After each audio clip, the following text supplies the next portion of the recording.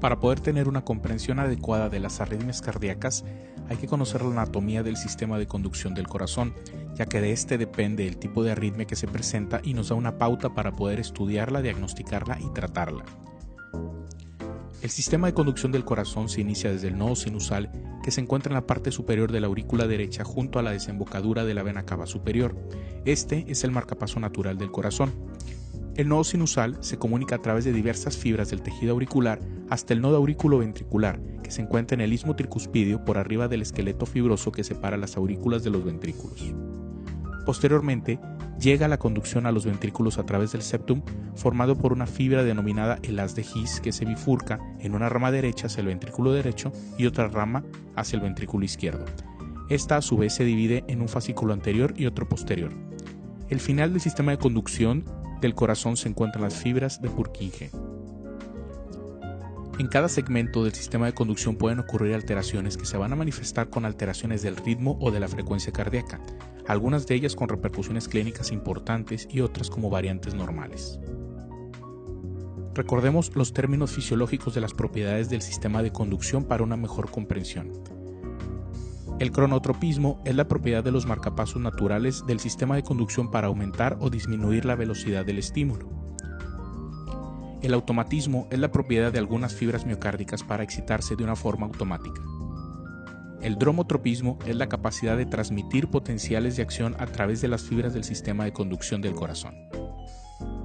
Revisaremos los trastornos del ritmo cardíaco más comunes y se simplificarán con una imagen del corazón para esquematizar las señales eléctricas y su representación en un monitor electrocardiográfico en derivación de 2 para fines didácticos. Debemos de tener muy claro el concepto de las ondas en relación a la anatomía del corazón. La onda P corresponde a la actividad eléctrica de las aurículas, el complejo QRS a la actividad eléctrica de ambos ventrículos, siendo la primera parte del complejo correspondiente al ventrículo izquierdo y la segunda parte al ventrículo derecho, y por último la aparición de la onda T que corresponde a la repolarización ventricular. La repolarización auricular se encuentra teóricamente escondida detrás del complejo QRS, pero en realidad es un evento eléctrico de tan escaso voltaje que no se logra evidenciar en un electrocardiograma de superficie, ya que en algunas arritmias donde hay una disociación auriculoventricular no se observa la repolarización auricular. El ritmo sinusal es el ritmo normal del corazón, en el cual el nodo sinusal es el que inicia la actividad eléctrica. Es un ritmo regular que se caracteriza por la presencia de una onda P seguida de un complejo QRS.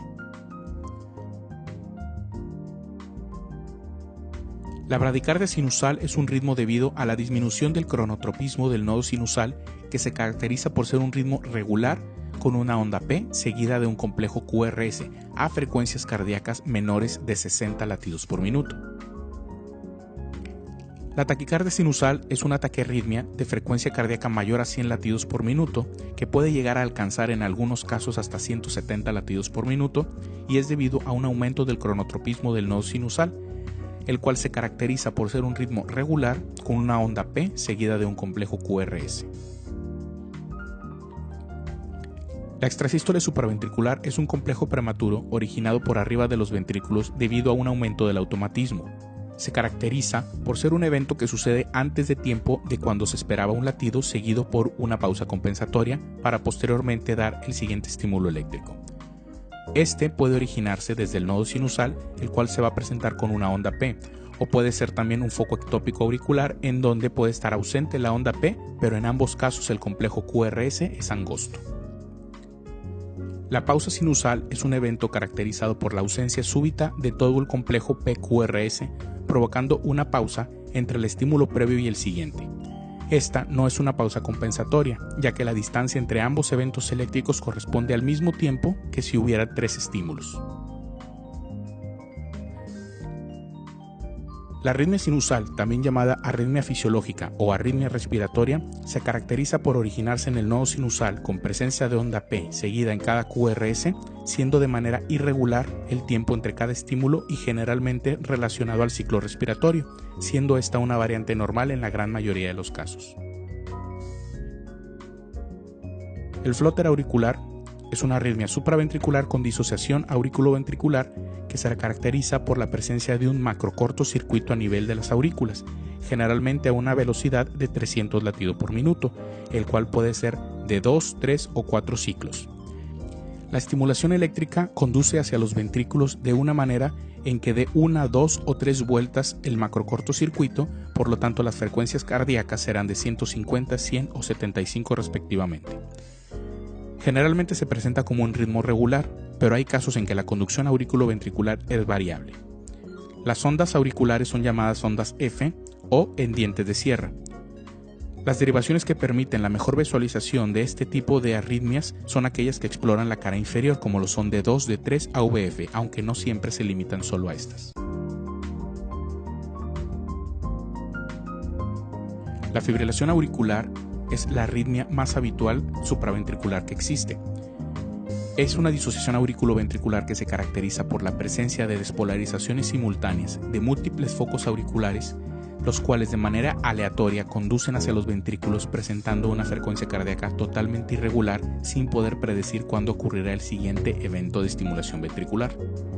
Se le denomina coloquialmente como la arritmia irregularmente irregular, la cual se va a caracterizar por ausencia de onda P definida y en muchos casos se observa en la línea de base la presencia de pequeñas ondas amorfas llamadas ondas fibrilatorias.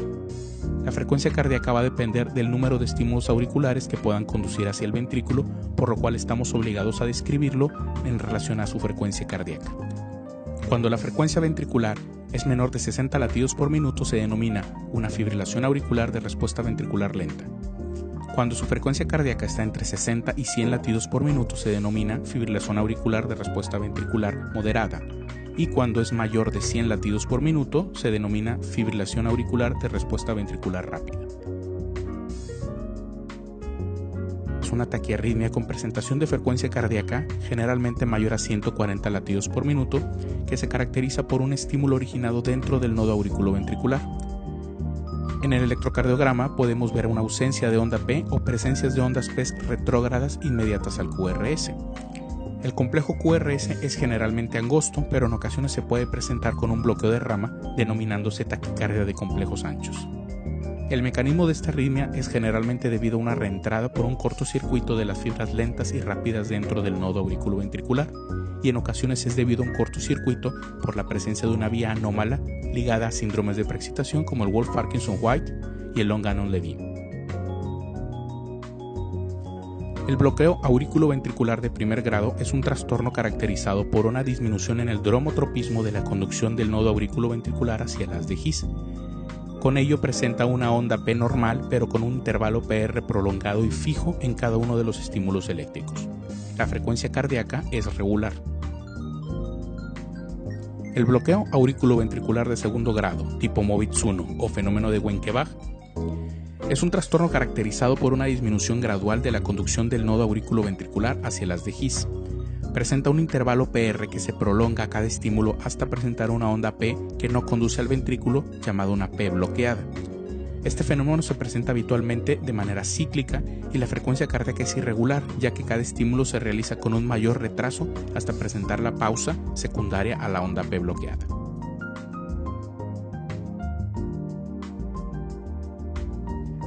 El bloqueo auriculoventricular de segundo grado, tipo Movitz 2, es un trastorno que se caracteriza por la interrupción súbita de la conducción del nodo auriculoventricular hacia los ventrículos, provocando una pausa significativa. Puede presentarse de manera irregular o cíclica, y en esta arritmia el intervalo PR cuando se encuentra presente es fijo y la frecuencia cardíaca es irregular debido a la onda P bloqueada por la ausencia del complejo QRS.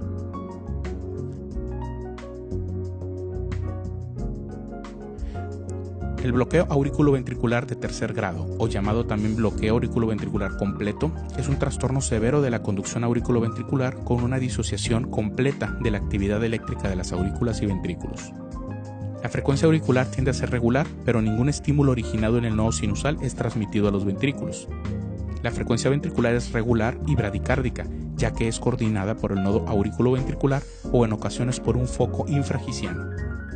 La amplitud del complejo QRS va a depender del foco que origina la actividad eléctrica ventricular, siendo ensanchado cuando los focos son más bajos de las de His. Un hallazgo que facilita el diagnóstico de esta arritmia es la presencia de actividad eléctrica auricular inmediata a un complejo QRS.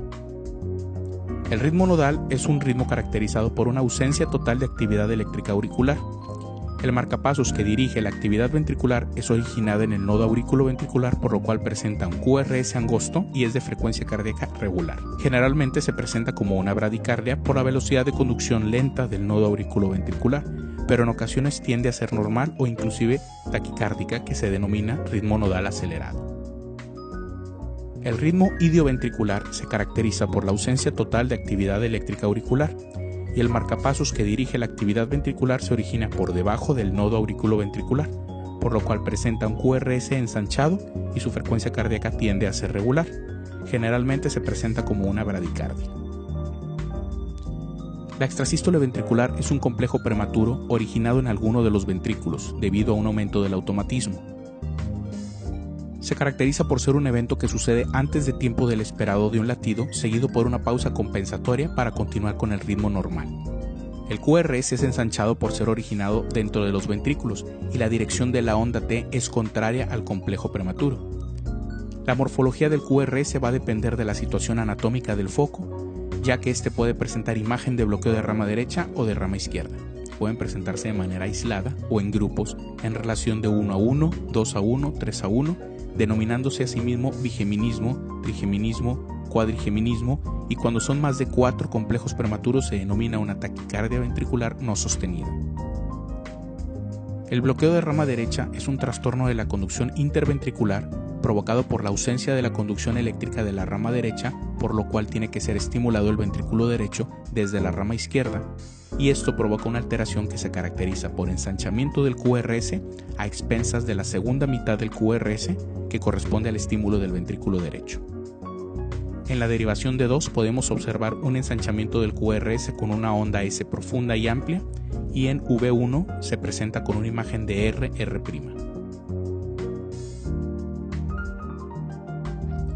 El bloqueo de la rama izquierda es un trastorno de la conducción interventricular provocado por la ausencia de la conducción eléctrica de la rama izquierda, por lo cual tiene que ser estimulado el ventrículo izquierdo desde la rama derecha, provocando una alteración caracterizada por un ensanchamiento del complejo QRS a expensas de la primera mitad, que corresponde al estímulo del ventrículo izquierdo.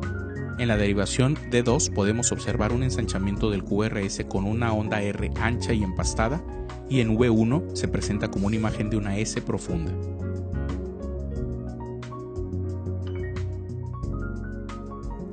La taquicardia ventricular es una taquiarritmia severa caracterizada por la ausencia de actividad auricular evidente, con complejos QRS ensanchados de igual voltaje y frecuencia cardíaca regular.